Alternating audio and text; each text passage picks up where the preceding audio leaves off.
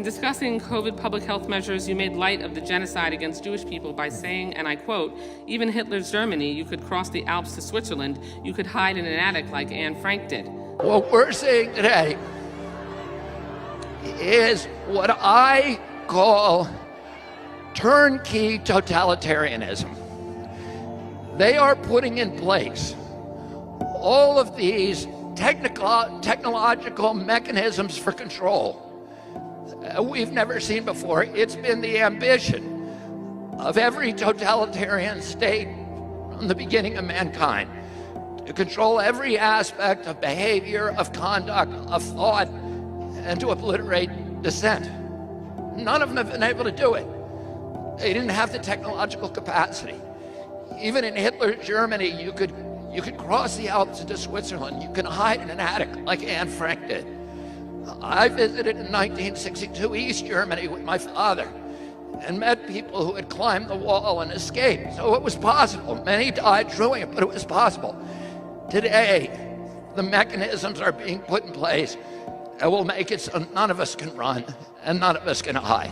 Now, it's interesting because Snowden at one point said in his original interview with The Guardian that, look, the NSA has set up turnkey totalitarianism, that if they want to, they can just flip the switch and they've got all of our info. And fascinating enough, the guy who confirms that is the former head of the NSA, Michael Hayden. He goes on TV this weekend. Now, let's show you video C-15 here and see how he's confirmed it. This is no one's proposal, all right? But you've got this metadata here. It's now queried under very, very narrow circumstances. If the nation suffers an attack, there are other things you could do with that metadata. There are other tools. So in that kind of an emergency, perhaps you would go to the court and say, in addition to these very limited queries we're now allowed to do, we actually want to launch some complex algorithms again. The most likely and dangerous measure is surveillance. We're now seeing mass surveillance systems established even in democratic countries, which previously rejected them. And we also see a change in the nature of surveillance. Previously, surveillance was mainly above the skin. Now it's going under the skin.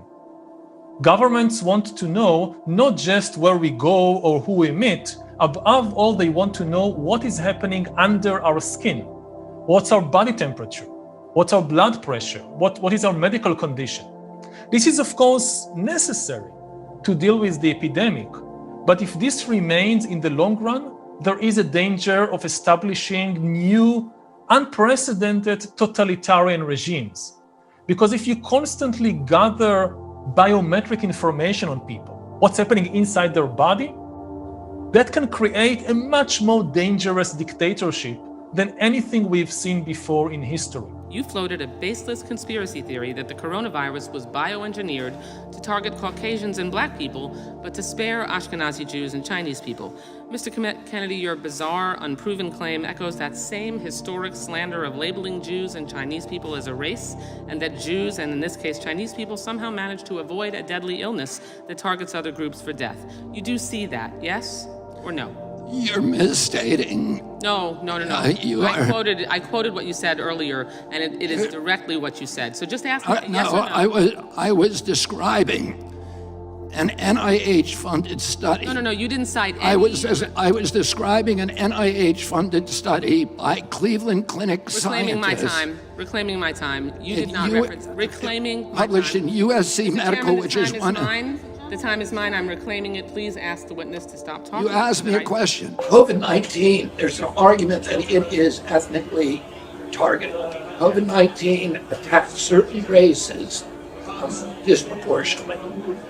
The races that are most immune to COVID-19 are because of the structure of the genetic structure genetic differentials among different races of the receptors of the ACE2 receptor. COVID-19 is targeted to attack Caucasians and black people. The people who are most immune are Ashkenazi Jews and Chinese. No doubt the COVID-19 pandemic has affected African Americans very differently than other races. Doctors have noticed a worrying trend. Many of the patients are people of color, specifically African Americans. African Americans represent 41% of COVID-19 deaths. The next closest race, Caucasian. We don't know whether it was deliberately targeted that or not, but there are papers out there that show the racial and ethnic differential impact to that. We do know that the Chinese are spending hundreds of millions of dollars developing ethnic bioweapons, and we are developing ethnic bioweapons. That's what all of those labs in the Ukraine are about. They're collecting Russian DNA, they're collecting Chinese DNA, so that we can target people by race. But yet we give a platform to one of the biggest spreaders of anti-vaccine propaganda in the country. He has claimed that vaccines have caused widespread death. They have not. He has claimed that vaccines are unsafe for pregnant people. They are not. He has claimed that vaccines cause autism. They do not. Hey everyone, welcome to Eye to Eye. Is there a link between childhood vaccines and autism? The CDC says no, but a new court case is raising some doubts about that. We are here with Dr. John Poling. He is, first of all, he's a neurologist. He's also the father of Hannah Poling, as you just mentioned. Her case of autism diagnosis was conceded by the federal government as having been contributed to by vaccines. That was a pretty startling thing, I think, for a lot of people to hear. We talked to a lot of experts about this. They say, look, vaccines in no way cause autism. You're a neurologist. You're also the father of Hannah. What do you say?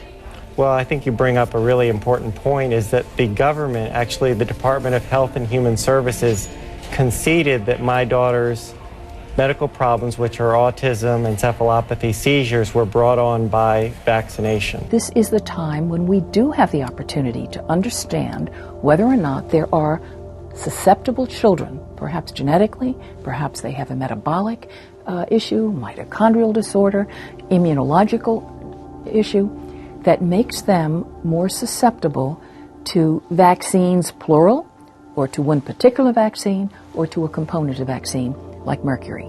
The fact that there is concern that you don't want to know that susceptible group is a real disappointment to me. If you know that susceptible group, you can save those children.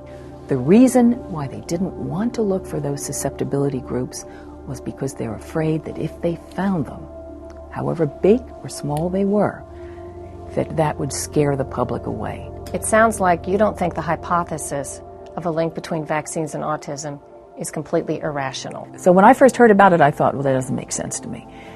The more you delve into it, if you look at the basic science, if you look at the research that's been done in animals, if you also look at some of these individual cases, and if you look at the evidence that there is no link, what I come away with is the question has not been answered. You can never really say MMR doesn't cause autism, but frankly, when you get in front of the media, you better get used to saying it, because otherwise people hear a door being left open when a door shouldn't be left open.